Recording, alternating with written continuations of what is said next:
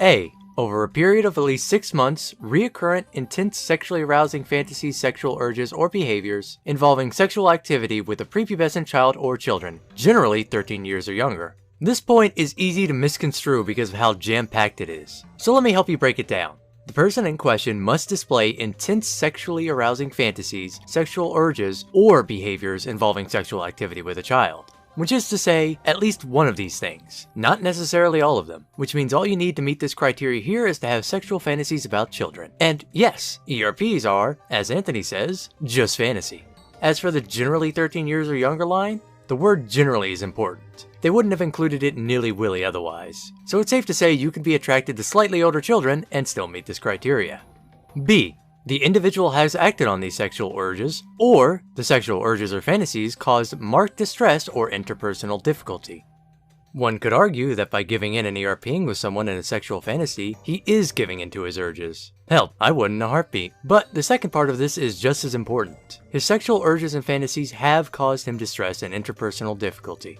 The fact that I'm clearly getting to him from how much he's been trying to attack me in any way he can shows that. The fact that he verbally attacked someone from his room in PMs for thinking he's a pedophile shows that. The fact that we're even here right now to do a massive back and forth with him and his loyal fans shows that. So, no matter which portion of this criteria you look at, he fulfills it. That's 2 out of 3 so far. He'll be able to dodge this last one, right? C. The individual is at least 16 years and at least 5 years older than the child or children in criterion A.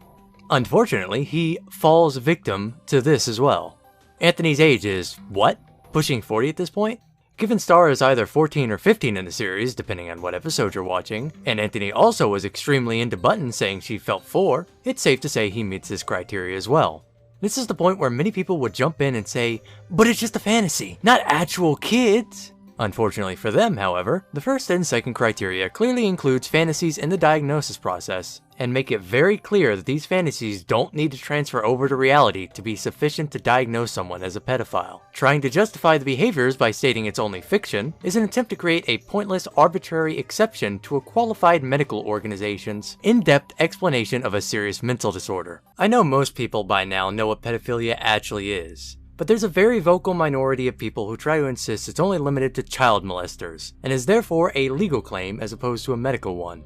So those people will go on about their life defending a pedophile tooth and nail. Some people defend pedophiles because they're friends and they refuse to turn on one of their own. Some people defend pedophiles because they're unaware as to the actual definition of what a pedophile is, due to the misinformation in circulation by the ill-informed. You can convince either with enough effort. Hi. I'm here to deliver a special little message that everyone wants to let you know. Shut the fuck up.